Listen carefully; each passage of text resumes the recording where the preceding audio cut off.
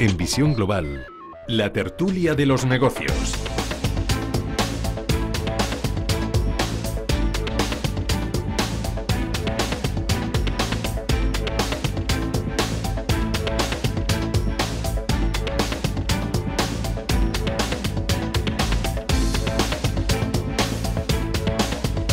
...20 minutos nos separan de las 9 de la noche en directo. Todos los que nos acompañen en Visión Global ya saben que empieza la tertulia de los negocios.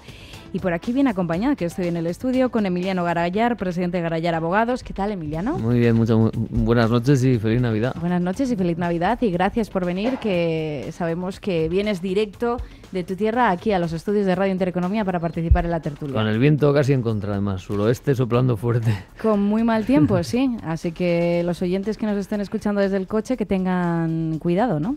Sí, previsión de nevadas. Lo importante es llegar. También por aquí con Miguel Ángel Bernal, profesor del IEB. ¿Qué tal, Miguel Ángel? Buenas tardes. Pues nada, aquí ahora. De regreso de la montaña también. Y de buenos sitios. Cada uno viene de un lado de pasar las fiestas y bien. Yo vengo del oeste en línea prácticamente paralela, como si fuera el Ecuador. Él viene pues, prácticamente en un meridiano, o sea, sí. Que venimos haciendo un ángulo de 90 grados prácticamente. Bueno, pues aquí que nos encontramos en Madrid, y si no se está en Madrid, pues no pasa nada, porque para eso existen los teléfonos. Miguel Córdoba, profesor de Economía Financiera de la Universidad CEU San Pablo. ¿Qué tal? Muy buenas noches. Hola, buenas noches. Felices fiestas, Judith. Felices fiestas. No sé dónde estás ahora mismo, Miguel, pero... No, ahora mismo estoy en Madrid. Estamos en Madrid todos. Bueno, pues tengo compromisos. Compromisos navideños, sí, que esos son muchos los que se juntan en estas fechas. Bueno, pues vamos a analizar la actualidad que nos acompaña en el día de hoy. Como no podía ser de otra forma, pues les tengo que preguntar por el salario mínimo interprofesional, que es un tema que ya hemos hablado aquí en otras ocasiones. Me decía Emiliano, pues otra vez el salario mínimo interprofesional, sí, porque hoy se ha firmado pues ese acuerdo al que se llegó entre el gobierno y los agentes sociales el otro día, y bueno, parece que las partes están contentas. Están contentos los sindicatos, los empresarios dicen también que es lo que toca, y el gobierno satisfecho de haberse llegado a un acuerdo. Sí, bueno, yo creo que es positivo. Cualquier acuerdo tripartito es positivo. Parece que es condicional la subida, no es incondicional, sino que queda subordinada a que se siga produciendo un crecimiento de al menos el 2,5%, según he oído, y también a otro factor relativo a la creación de puestos de trabajo, que tiene que estar, creo que en unos 400.000 o 450.000 anuales. 450.000. Y por lo demás es un escalado, ¿no? Parece que ha subido muy poco el salario mínimo, como un 30% desde entre el 2006 y 2007 y ahora. Y bueno, va a ser una subida relativamente importante, pero parte de una cifra muy baja. Yo soy partidario. Yo en general creo que a la economía española le vendrá bien una subida de las rentas salariales en general, en detrimento de las rentas de capital.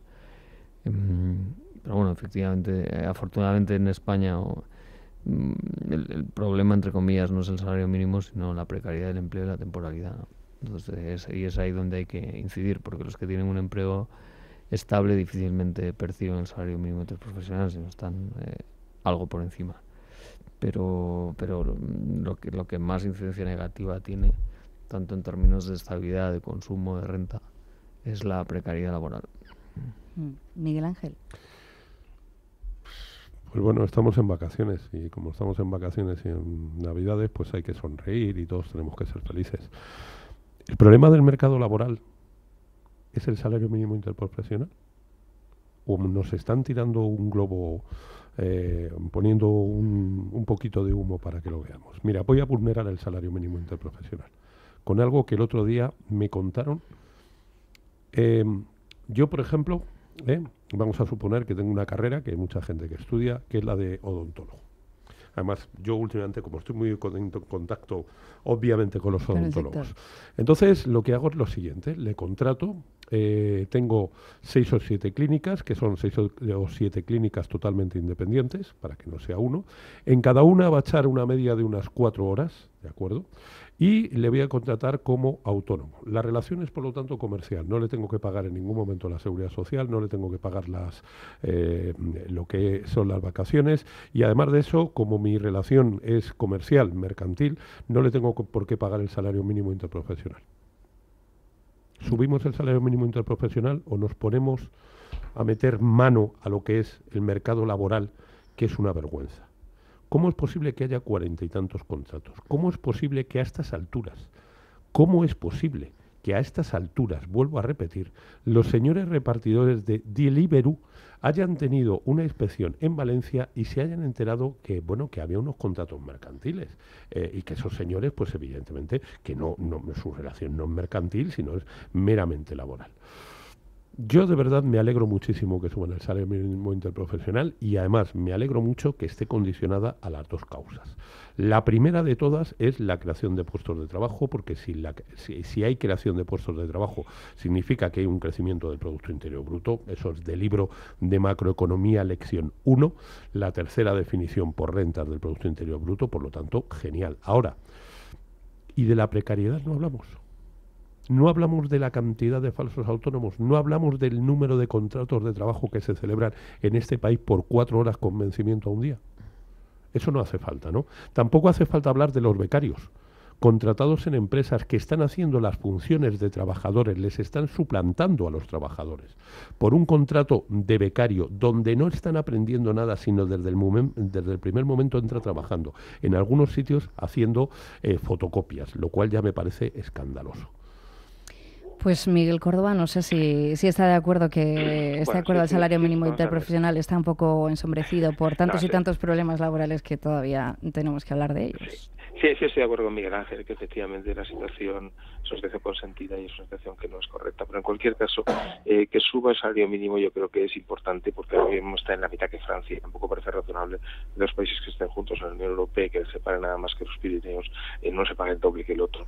¿Cuál es el problema? Bueno, el problema es que primero, que no se va a cumplir, porque evidentemente 450.000 empleos anuales y crecimientos del 2,5% del PIB durante 3 años, pues bueno, pues yo creo que ya hemos estirado el tema mucho, ¿no? Y realmente cuando partes del 2013, que estaba la cosa muy mal, pues los incrementos pueden ser razonables. A partir de ahora, bueno, pues ya veremos. En estos momentos hay aproximadamente unos 18,6 millones de empleados contra 18,1 cuando lo dejó Zapatero. Digamos que ya hemos superado el listón aquel, y cosa que no había pasado en toda la primera legislatura del Partido Popular, Entonces, bueno, ahora crecer 450.000 anuales y el crecer el 2,5 todos los años, hasta ahora hemos tenido una coyuntura estupenda y ha funcionado todo muy bien. Bueno, eso durante 3 años se va a producir, yo sinceramente creo que no. Con lo cual, bueno, pues esas condiciones que comentaba Emiliano, pues yo creo que al final pueden ser una cortapisa realmente importante, ¿no? Entonces, por ese lado. Por otro lado, hay que tener en cuenta que lo que no podemos hacer es considerar, bueno, pues que subimos a los que ganan menos y los demás que se queden igual, porque al final, si seguimos haciendo esto, en España más o menos la mitad de la gente es mileurista o menos. Si lo que podemos hacer es llegar a lo que yo llamo el neomaoísmo, que todo el mundo cobre igual, y eso no es bueno para una economía. Es decir, si realmente los empresarios reaccionan y según se va subiendo el salario mínimo interprofesional, van subiendo los sueldos en los convenios y se van incrementando en todos los niveles, pues es bueno. Yo sinceramente creo que uno de los problemas que tiene España son los bajos salarios. Entonces, si eso se hace, a mí me parecerá perfecto y adecuado. Pero primero, las condiciones no creo que se vayan a cumplir, y en segundo lugar, por lo menos segundo y en tercer año, y en segundo lugar habrá que ver cuál es la actitud de los empresarios por esos problemas que estaba comentando Miguel Ángel. Miguel, hacías una comparación de los salarios que hay aquí en España con los que hay en el país vecino, y todo esto me lleva a recordar que hace menos de 2 meses, más o menos, el presidente de Francia, Emmanuel Macron, hablaba de definir de un salario mínimo europeo. En concreto decía definir una serie de criterios de convergencia social en la Unión Europea de aquí a 10 años y hablaba del salario mínimo europeo. Esto es algo complicado, ¿no?, de conseguir. Pero tú analizas lo que eso significa. Eso tiene truco.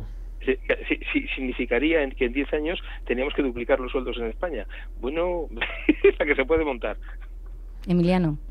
Bueno, yo creo que Francia lleva mucho tiempo clamando contra el dumping social y el dumping fiscal, sobre todo los países que ellos consideran neoliberales, ¿no? Porque Francia es un estado colbertista, estatista, neocomunista prácticamente. Yo siempre digo que el único estado genuinamente comunista que hay en Europa es Francia. Pero bueno, más allá de este tipo de consideraciones, eso es imposible, porque lo que tendría que converger los niveles de renta, los niveles de prestaciones sociales, la presión fiscal, una organización del estado de bienestar en todos sus parámetros razonables. Es comenzar la casa por el tejado, pero les viene bien porque hay que tener en cuenta que, sobre todo para un país como España, que tiene un modelo productivo de no demasiado valor añadido, una subida de los salarios que restase productividad más machacaría las exportaciones. Por lo tanto, pues desgraciadamente no nos lo podemos permitir. Miguel Ángel, no sé si quiere añadir algo al respecto. No. Y te quería preguntar si, como dice Manuel Córdoba, estas condiciones que han puesto al salario mínimo interprofesional, a esa subida, ¿las ves realistas? ¿Las ves que se vayan a cumplir? O... No, en lo que dice Miguel yo creo que estoy totalmente de acuerdo. Es decir, una subida del 2,5, sobre todo cuando en los últimos años hemos vivido de una fuerte bajada del precio del petróleo, donde ya estamos viendo que se está manteniendo, incluso muerta. Bueno, también es cierto que muy puntualmente por problemas que hay, pero bueno, el petróleo podríamos decir que desde luego no le vamos a volver, o a mí me extrañaría verle otra vez a niveles de $30 por barril. Yo creo que puede estar en 50. Segundo, la subida de tipos de interés se ha acabado. Cuando digo se ha acabado es que en el año 2018 hay que empezar a pensar que esas ayudas que había monetarias, esa masa de dinero enorme que se ha lanzado en Europa, no ya en Estados Unidos, va a empezar a terminar. Por cierto, los últimos datos de deuda sobre Producto Interior Bruto, si yo no recuerdo mal, están por encima de antes de la crisis. Si no recuerdo mal, creo que recordar que estaban 320 o 325, pues, pero ya digo que es que el dato ahora mismo, porque también se me viene a la cabeza, no me digas por qué, 280, pero yo juraría que era 325 en este momento. Es decir, el país está enormemente endeudado. Entonces, esos dos vientos de cola que hemos tenido, más un tercero, que ha sido la fuerte recuperación del sector turismo, y ahí enlazo con lo que Manuel decía, Manuel lo definía muy bien, ¿no? Pues como subamos el salario mínimo interprofesional en un país donde el 14%, 13% de los puestos de trabajo, 11%, 12%, si yo no recuerdo mal, es algo que se llama hostelería, el sector turismo, pues es que competimos sencillamente en precio, no en calidades. Manuel ponía el dedo en la llaga, ¿no? Emiliano. Entonces, lo que decía Emiliano, pues total y absolutamente de acuerdo con él. Quizás haya otros sectores, pues por ejemplo, últimamente, porque me ha tocado hacer un trabajo sobre el sector aeroespacial, que está aquí en Getafe, principalmente centrado ante otros puntos, ahí sí que puede haber subidas de salarios, porque claro, ese modelo es el de valor añadido, es totalmente diferente. Por desgracia, España, yo recuerdo que un ministro que ahora quiere ser presidente o gobernador del Banco Central Europeo dijo que iba a cambiar el modelo económico de este país. Hubo un presidente del gobierno que dijo que ya lo había cambiado. Y hubo un presidente, fíjate.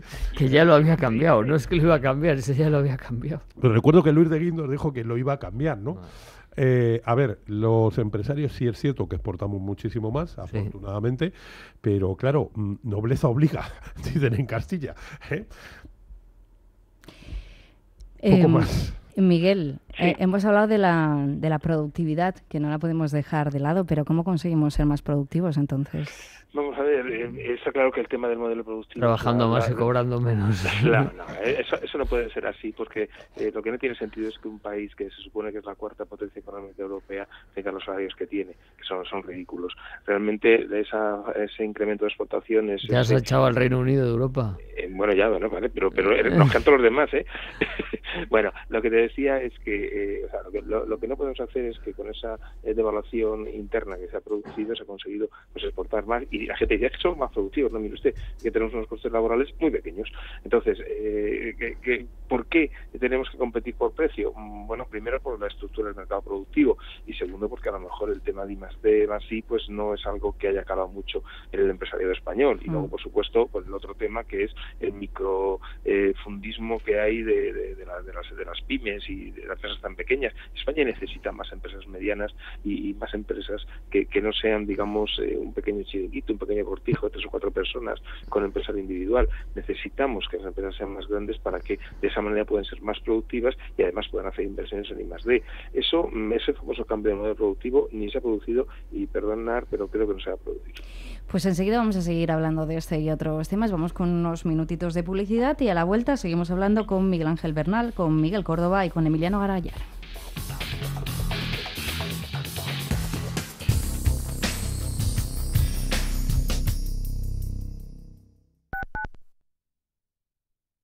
Quiero alquilar mi casa, pero ¿y si los inquilinos no me pagan o no cuidan el piso o tengo quejas? Deja de preocuparte, porque en Renta Garantizada te protegen de todo. Cobrarás tu alquiler todos los meses aunque no pague el inquilino y se ocupan de la gestión del día a día. Y tú, tranquilo. Infórmate en el 910 10 95 o en rentagarantizada.es. Alquiler garantizado.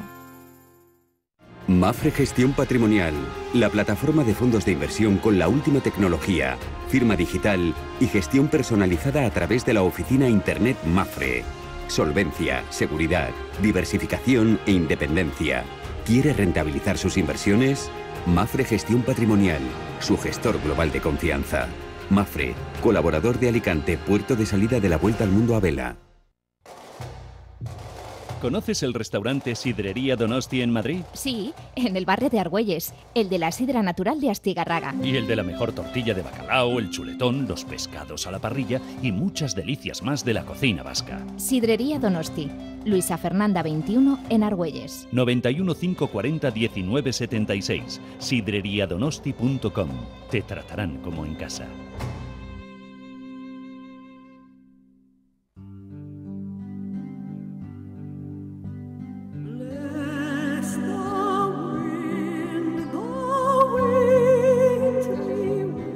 ¿Qué hace falta para ser feliz? ¿Un poco de cielo azul encima de nuestras cabezas? ¿Un vientecillo tibio? La paz del espíritu. ¡Feliz Navidad!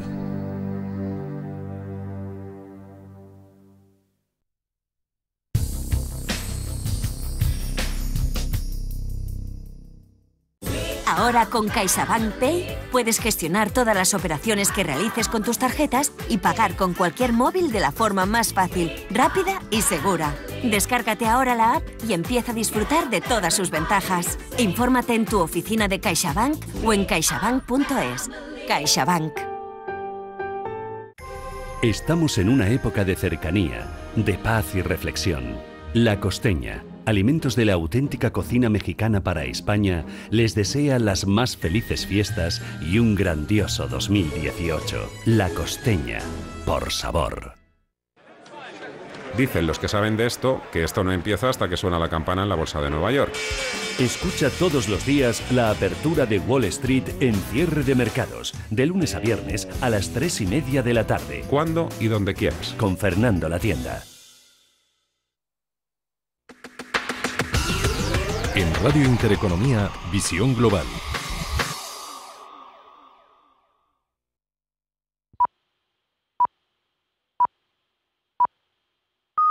Juntos llegamos a las 9 de la noche, las 8 en las Islas Canarias.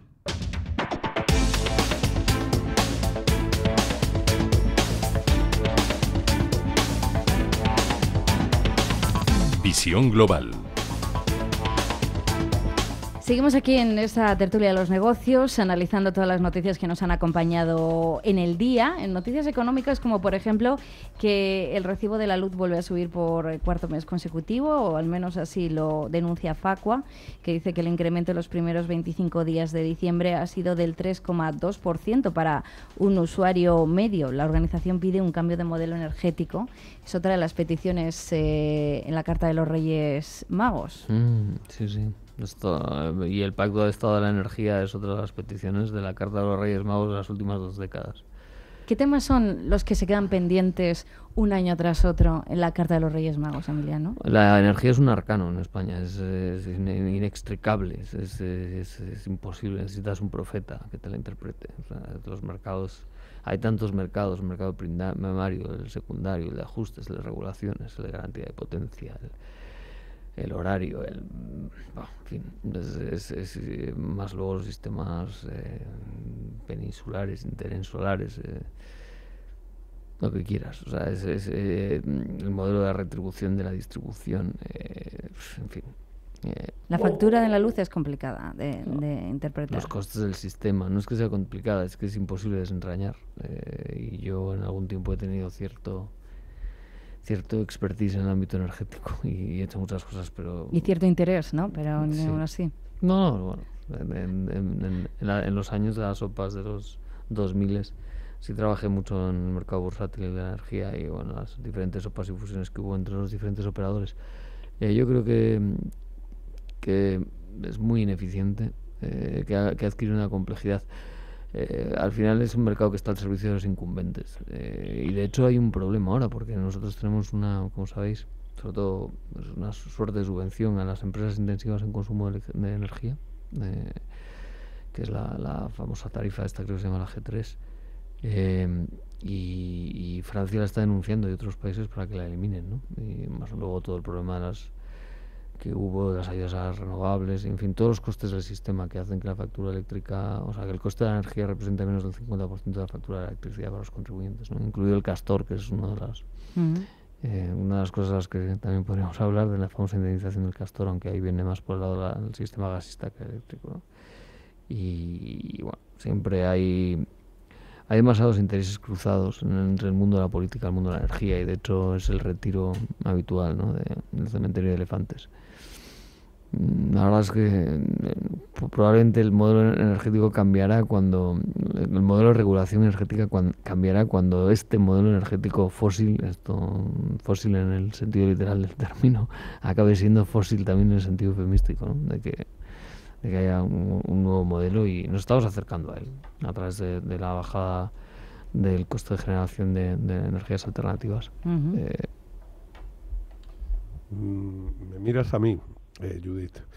¿Quieres que te explique? A Miguel no le puedo mirar porque por eso, se va a dar Miguel, por aludido. No, yo esperaba que no me pasaras esta patata caliente. ¿Quieres que te explique el recibo de la luz? Quiero que me digas si crees que el modelo energético es una de esas cosas pendientes que se van acumulando. ¿Por qué no me pides que te explique cómo se creó la galaxia? Es más fácil. Este modelo... El Big Bang. Emiliano lo decía muy bien. Es un modelo subvencionado, es un modelo donde los ineficientes siempre ganan. Yo añadiría, si me permite, Emiliano, es un sitio donde van a morir determinados ministros que luego pertenecen a los consejos de dirección de las empresas, siendo ministros precisamente del ramo, cosa que... Ministros y presidentes del gobierno. Ministros, expresidentes, expresidentes, etcétera. Entonces... a Suárez lo colaron en Telefónica. Al resto en las energéticas. Telefónica es que es energía también. Pues eso. Entonces, vamos al Big Bang. Mira, me quedo con la carta. Cosas que no se hacen. Número 1, el envejecimiento de la población, que nos lleva a unos tremendos cambios que va a haber a poco. El gasto de las pensiones que ha vuelto a crecer. El tema de las pensiones, el tema de una educación. Antes decíamos que cómo se cambia ese modelo productivo, ¿no? Pues a lo mejor no siendo el país de la Unión Europea que más abandono escolar tiene, por ejemplo. Y más ninis. Que eso ya... Nosotros, en lugar de tener dividendo demográfico, tenemos pasivo demográfico. Yo no voy a pedir que sirva de combustible que cambiemos el fósil a los ninis, ¿de acuerdo? Pero ahora que algo deberían hacer. De los ninis, Miguel Córdoba, profesor de la universidad, ¿cómo reducimos el número de ninis en nuestro país? Pues yo me imagino que es un tema de cultura, es un tema que hay que empezar desde abajo. Llevamos 25 años, yo creo que ha sido paralelo al adiestramiento catalán, pues nosotros también hubo 25 o 30 años que llevamos así, poniéndoselo fácil a los niños, eliminando la cuota digamos, el tema del sacrificio, de que se esfuercen. Entonces, claro, al final, si hasta que tienen 18 años es cuando pasan a la universidad, pues bueno, pues todo está facilito, y habéis visto que el último acuerdo que hubo hace hace unos meses, pues no, mira, que pasen ya con 2 suspensas, que mire usted, las tienen que aprobar todas. Ese tipo de cesiones que hace el gobierno o ese modelo de rasar por abajo, no, todos iguales, no puede haber diferentes niveles. Mire usted, desgraciadamente, pues los coeficientes intelectuales de las personas son diferentes. Al menos deberían existir 3 niveles en los cuales, bueno, pues hay personas que tendrán un nivel raso por abajo, pero hay personas que tienen una capacidad mayor y esas personas, pues a lo mejor tenemos que darles una educación y exigirles más para que luego, bueno, pues ocupen unos puestos significativos en la sociedad. Yo desgraciadamente creo que tenemos un modelo... El principio meritocrático en España está muy mal visto. Estás creando desigualdad social desde la escuela. Miguel, perdóname, han sido 40 años de franquismo, más otros 40 años de socialismo. Sí. Es la alineación de la persona, es que todos los seres somos iguales, es que el esfuerzo no sirve para nada, es que todos nacemos con los mismos derechos. Y morimos con los mismos. Por cierto, nadie me habla de las obligaciones. Por ejemplo, todo el mundo tiene derecho a la universidad y la obligación de estudiar para aprobar. Claro. Pero luego resulta que, cuidado con el tema, que si no aprueba, bueno, pobrecito, como se ha apuntado, al final sigue acabando el título, que tarda 9 años. Esperanza Aguirre en Madrid intentó montar un sistema meritocrático en determinadas escuelas, institutos públicos, y se montó la mundial. Mundial, porque eso era prácticamente discriminar desde la cuna. Pero si es que no es discriminación, es que somos diferentes. No todo el mundo es igual de inteligente. Es que eso es un hecho. Miren Francia con las École d'Études. Como te diga Pedro Sánchez, te va a mandar, te va a aplicar el artículo 100. Bueno, no es un tema de socialistas, yo te aseguro que no le voto. Hay socialdemócratas en todo el espectro político. La educación, entonces, el modelo energético. ¿Algún otro asunto más en la carta? No se te olvide las pensiones. Las pensiones no se me olvida, además que tenía por aquí para preguntaros. Para el año nuevo. Porque el mercado laboral. De año nuevo. El mercado laboral. Temas pendientes que quedan este año y que normalmente se suelen repetir un año tras otro porque parece que no le damos ningún tipo de cambio. La premisa absoluta, y mira, siempre decimos que el gran problema de España se llama institucionalidad. Y por mejor decir, falta de institucionalidad. Esas cosas que llaman seguridad jurídica, independencia de la justicia, etcétera, etcétera. Y el coste económico que supone la no institucionalidad. Y eso parece un desideratum un poco de gente más o menos chiflada, teórica y tal. Pero normalmente somos capaces de medir el impacto de las cosas cuando faltan, por referencia a cuando la tienes. Y es el caso catalán. O sea, todo el quebranto económico catalán es la falta de la destrucción de la institucionalidad, entendida como seguridad jurídica, principio de legalidad, jerarquía normativa. Entonces, todo el costo, o sea, la no institucionalidad es lo que pasa en Cataluña, y cuando calcules eso verás, o sea, por la ausencia de, como en su día el principio de flotación y otros de Arquímedes, viene precisamente por la falta de institucionalidad. Tenemos una ley electoral del año 77, predemocrática. La hizo Landrino Lavilla para preparar las elecciones a Cortes Constituyentes. Desde entonces, nuestros queridos partidos políticos no han sido capaces de ponerse de acuerdo en una ley electoral democrática. Porque ahí cada uno hace sus cuentas en función del conversario, cómo no. El último tiro por la culata de la ley electoral ha sido el resultado catalán, donde con el 47 o el 48% de los votos te llevas el 60% de los escaños. Bien, para mí, uno y fundamental. Segundo, independencia de la justicia. Otro de los problemas está llenando los periódicos continuamente, ¿no? Todo el funcionamiento, por mejor decir, el no funcionamiento de la justicia. Otro problema de primera magnitud que no se resuelve y que tiene una incidencia directa en la calidad de vida de los españoles, la cuestión territorial, pero no solo la catalana, la general, el famoso título 8º de la Constitución, que fue un auténtico desastre en su concepción, en su ejecución, en su desarrollo y en su situación actual. Al hilo de la cuestión territorial, financiación de las comunidades autónomas y del estado de bienestar, al hilo de eso... son muchos asuntos. Sí, pero estos son los pilares de la casa. O sea, antes de empezar a hablar de todo lo demás. O sea, es sobre lo que está apoyado el país. Los 5 niveles de administraciones. 5 niveles de administraciones, incluida la europea. Esto porque se han ido superponiendo, pero no se han suprimido ninguna. Y cuando dijeron quitemos las diputaciones provinciales, esto el partido del gobierno puso el grito en el cielo, diciendo, coño, y me quedo sin varios cientos de miles o de decenas de miles que colocar, ¿no? Y así suma y sigue. Bueno, yo quiero acaparar el tiempo en antena, pero la lista, porque iban a suprimir esto en la Tenemos que hacer varios programas, ¿no? Para ir por los asuntos. Y la lista de los Reyes Magos los tendríamos que hacer, y perdón por la expresión, en un rollo de papel higiénico. Estoy totalmente de acuerdo, sí. Y yo creo que tendríamos que comprar un mega rollo de esos. Sí. Pero por lo largo que es. Por lo largo. Es que todo esto, desde el año 77, no ha pasado. Llevamos, ¿qué? 40 años. Pero es que date cuenta que... lo comentaban muy bien, hablamos de principios, hablamos de la justicia, hablamos del entramado legal de comunidades autónomas, es decir, bueno, cómo lo organizamos. Yo he sacado el tema del mercado laboral, que ese es otro tema que tenemos y que hemos empezado con él. Tenemos también el tema de la energía, es decir, todos esos son los principios en los que se basa... El pacto por la educación. El pacto por la educación, todos esos son las bases donde tú has... A partir de ahí empiezas a construir. Empiezas a construir. Y dices, si con estos pilotes tenemos que hacer un país, el edificio nos va a salir un poco churrigueresco. Tenemos... Bueno, pues ahora que les preguntaba por cosas pendientes, no quería despedirles sin antes preguntarles por esas negociaciones de los presupuestos generales del Estado, que es algo que queda pendiente y que el pasado viernes el presidente del Gobierno decía que esta semana se iban a reanudar esa negociación, que como recordarán nuestros oyentes fue aplazada pues por el órdago independentista en Cataluña. Miguel, ¿crees que estas negociaciones van a llegar a buen puerto, que vamos a tener presupuestos? Yo creo que sí, pronto? por lo que al PNV le conviene. Yo creo que hay una serie de acuerdos que deberían plasmarse en los presupuestos de 2018. Me imagino que están poniendo duros para pues intentar sacar algo más, o para dar la imagen de que no están de acuerdo con el tema del 155, ese tipo de cosas. Me imagino que miremos además de ese tema. Pero yo sinceramente creo que al final deberían ponerse de acuerdo, porque si no se ponen de acuerdo es que ya prácticamente lo que hay que hacer es convocar elecciones, lo cual no descarto que para el segundo semestre haya una convocatoria de elecciones.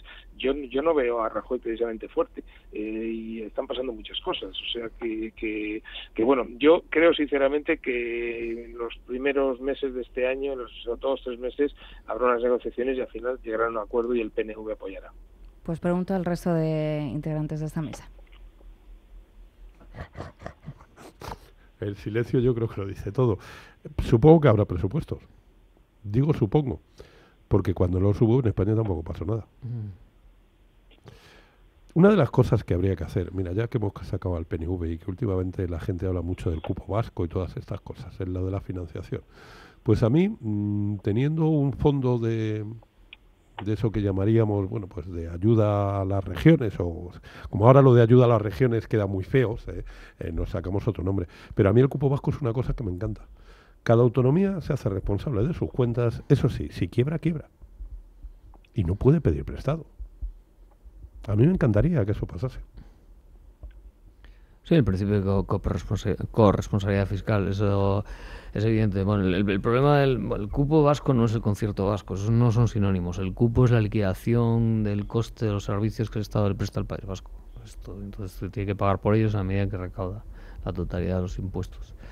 Y además no recauda, eso me canso de decirlo todo el tiempo, no existe un sistema fiscal vasco. Existen en España cinco sistemas fiscales, uno que es el común, y luego 4 más, que son los de Vizcaya, Guipúzcoa y Álava, y el de Navarra.